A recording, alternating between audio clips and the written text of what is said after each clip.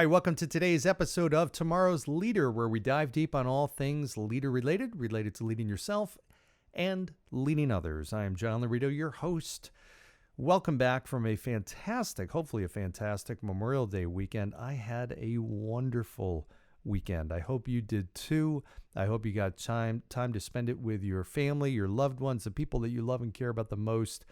And I also hope you got time to reflect on what is Memorial Day. And we are broadcasting this, I know, to 66 different countries I have listeners in, which I am so grateful for all of you. In the United States, we celebrate Memorial Day, which is the celebration and remembrance of those that gave their lives, the ultimate sacrifice, that gave their life fighting to protect the rights and the freedoms of those in this country. So I want to make sure that that does not go without notice, and certainly without many, many thoughts and much, much gratitude to those, and all the respect in the world to those that have and are fighting for their country. So with that said, I want to tell a little story. It's all about today's topic, which has to do with leading yourself. And inevitably, when you lead yourself better, you lead other people better. I had somebody tell me a great quote recently that I loved. And that's the theme of today, which I'm going to get to the quote in a minute. But it kind of starts with a story. I remember being in a meeting. This is going back a number of years.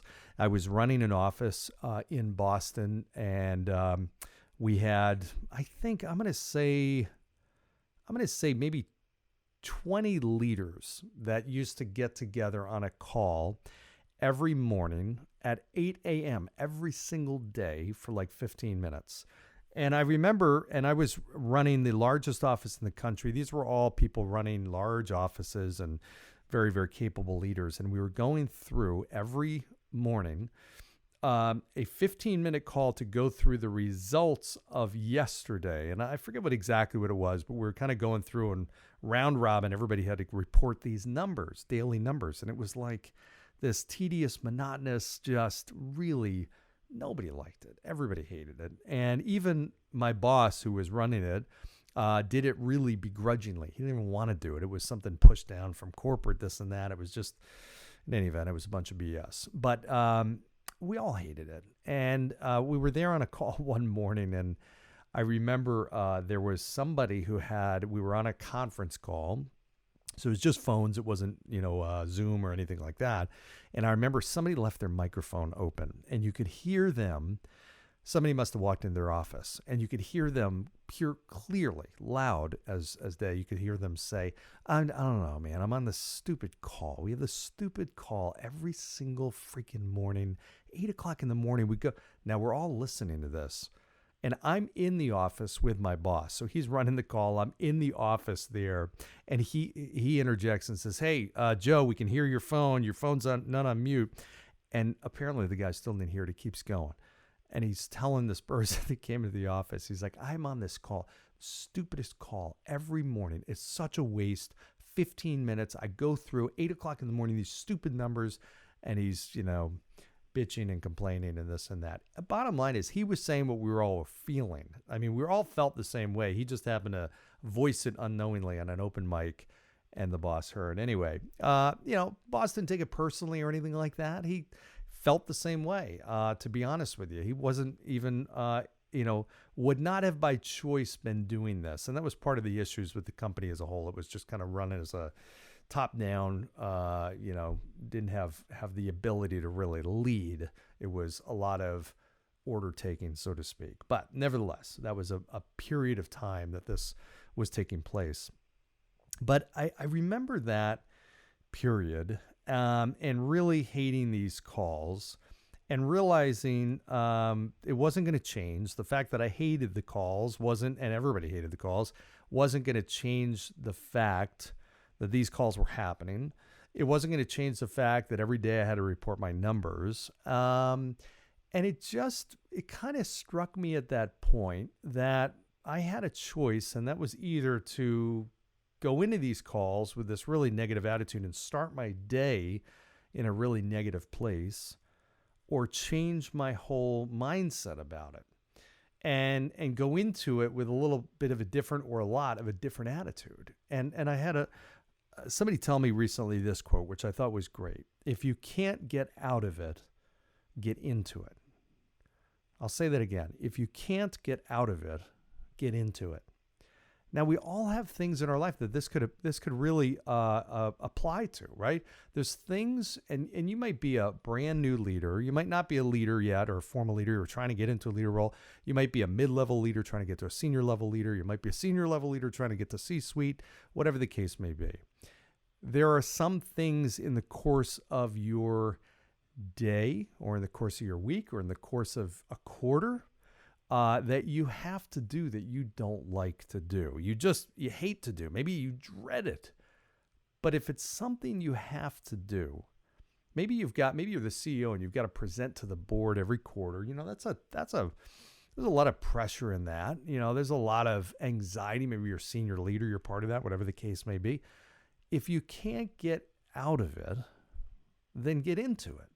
Change your mindset and make a decision that you're going to go into it and approach it with an entirely different attitude.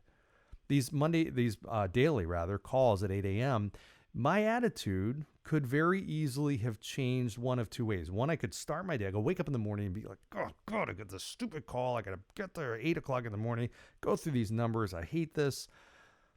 Or I could say, listen, I'm going to get my cup of coffee. I'm going to chill out. I've got 30 seconds that I report my numbers. I'm going to listen to everybody.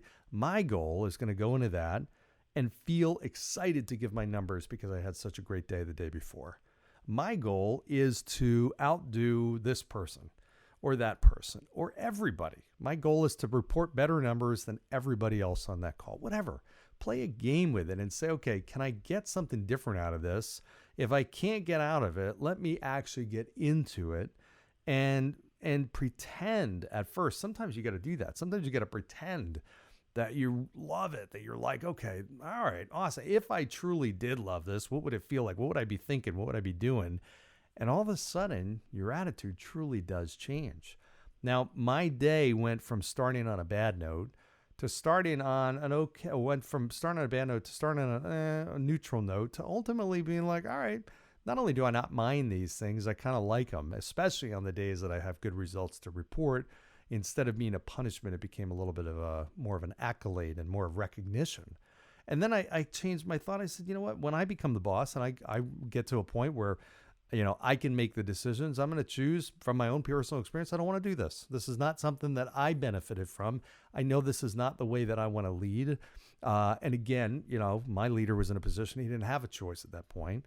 But I made the decision that when I get to a position that it is my choice, I'm not going to do this. So you learn from those experiences. But again, if you can't get out of it, get into it. So ask yourself, am I suddenly, whatever this task is, maybe it's doing a totally different type of recruiting for people. Now I can't recruit, college grads. I've got to recruit experienced people, and it takes a whole different skill set. I don't like it. I love recruiting college kids. Now I got to recruit. Well, is the direction of the company going to change back to what it was?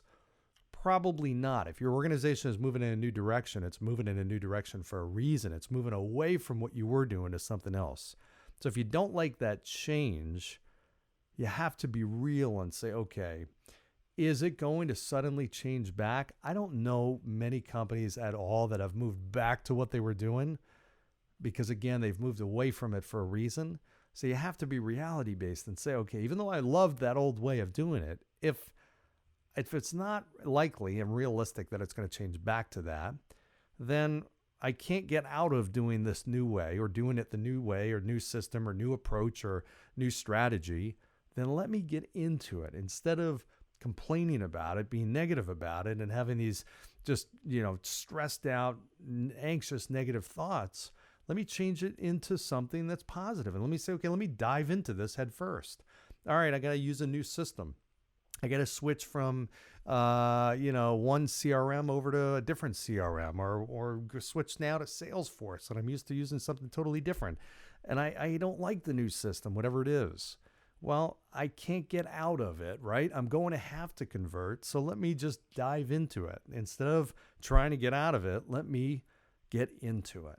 So that's my theme for today. Think about this. There's something in your life, something in your week, in your day, in your month that you may hate, and it's an attitude thing, and you can't get out of it. If you can't, then make the decision to get into it. If you can get out of it, get out of it, especially if it's not productive. Then push hard to get out of it. But if you can't get out of it, get into it. Okay, simple message. I love that quote. I want to pass it on to you in this quick little 10-minute episode. So with that said, I hope you have a great day. I hope your June is now started off on the right foot. By the time you listen to it, it will be June. It's not quite yet. It's May 31st right now as I tape this. But I hope your year is off to a great start. And I hope your summer, I hope you got great plans for the summer. Think about activities, trips, people you're going to see, all kinds of cool stuff.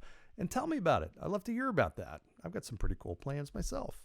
So in the meantime, like, share, subscribe, all that kind of good stuff. Let me know your ideas and thoughts. Right after this, I'm taping an episode that was given to me, an idea by one of our loyal listeners. So I appreciate that. You'll hear some props to that person as well as the next topic if you tune into the next episode. And in the meantime, go down below, give a 5-star review, and I will see you next time. Thanks.